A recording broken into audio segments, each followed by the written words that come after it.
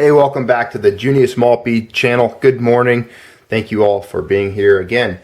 We're going to do a quick follow-up video before we get to the news and discussions regarding other topics today.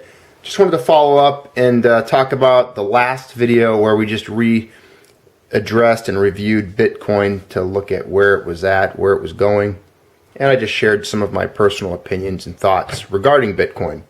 And Bitcoin being the controversial alternative currency, digital currency, cryptocurrency that it is, it generated, some passionate comments and debate, which that's what this channel is about. It's always good to have it, and I appreciate all the comments, those for and against, and every viewpoint that people felt comfortably sharing here on the Junius Maltby channel. So thank you for being there and participating. So you saw the video that I put up. One of the comments that came through, and a couple individuals that participated, you can see here, his name is Hallard, and it looks like there was a change tip. I don't really know exactly what that is. I kind of did some research on it. Apparently it's a way to send money through the internet, like little tips and donations here and there.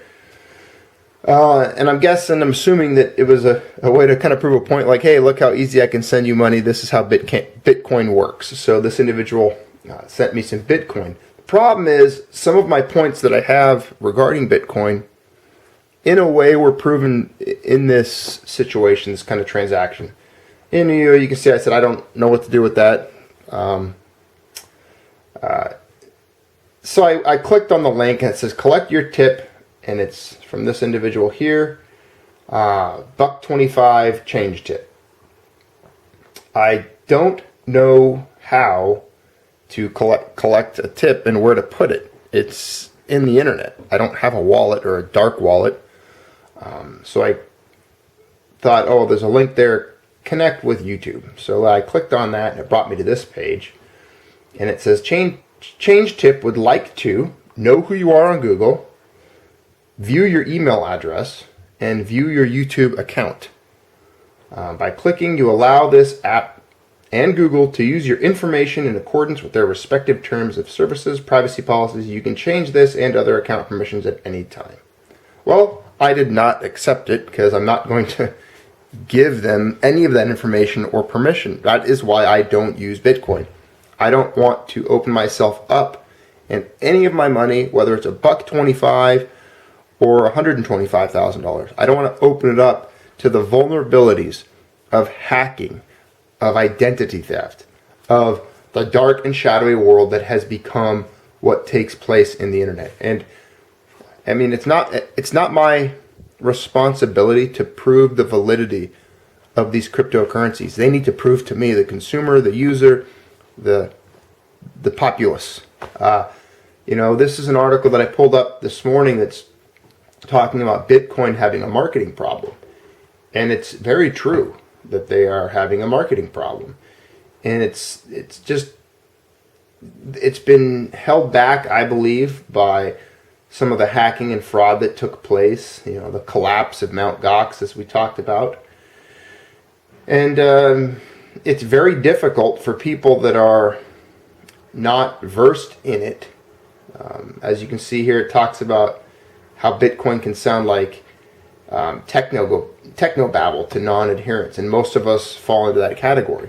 There's a very small minority and a very small population of people that truly understands and grasps Bitcoin and is able to use it. Let's just take that $1.25 for example that was sent to me in that video through a link.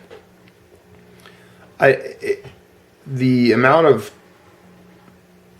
effort that it would take for me to secure it, to move it, and then to trust in it was not enough to obviously you could say, well, what if it was $125,000? Well, where would you put it? What would I do with it? How do I move it? How do I take that 125 grand? Let's pretend for a moment that that's what it was. How would I take it and move it somewhere else, or convert it into something that I can buy, let's say, a piece of real estate with, or a new car, or a couple of kilobars of gold.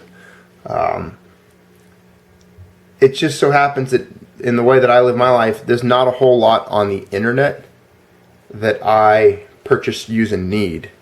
I try to transact fairly locally when it comes to all of my produce and so on. And most of my goods and services I try to consume are produced within, 300 to 500 square mile radius of where I live. There are other things that I do purchase and use, but it's just, I don't see the need, I guess you could say. And some other individuals brought up, well, you're using a computer to upload this video, and you're using that as a platform to say that you don't trust Bitcoin because it's using computers. And I gotta say, just because I'm using a computer to make a video to discuss these topics does not mean that I have to entrust in those very same computers to hold all the fruits of my labor and the efforts of my work, and to store my wealth in there, and to trust them to safeguard it, to transfer it, to move it, and to purchase goods and services, and to store my identity in there.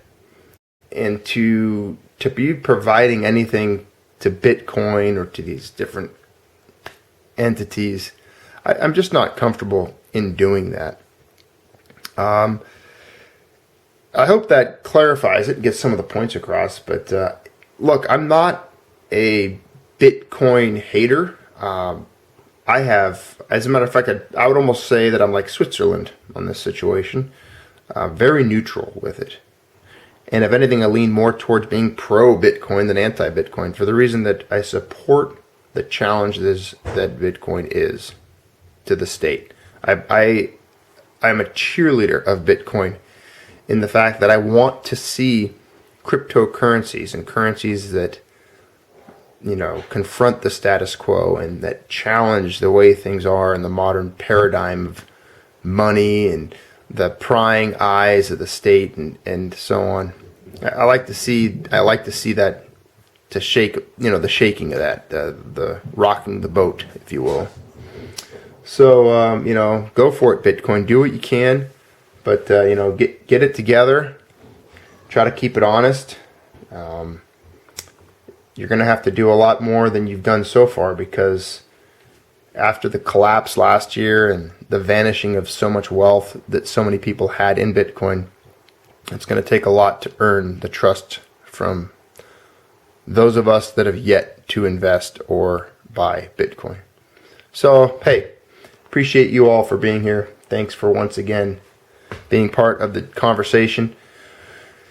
Let me know what you think about the whole change tip, how that works, if you're familiar with it. As far as I'm concerned, that $1.25, I guess, will sit in limbo per eternum, forever, because I don't plan on getting it or using it or providing any information necessary to obtaining it. So thanks for the views. Thanks for being here, and I hope you all have a great day. Stand by for further news later on. There is some good stuff coming out, I believe, today. I saw a quick snippet about the NASDAQ defrauding investors. Well, big surprise there. All right. See you guys.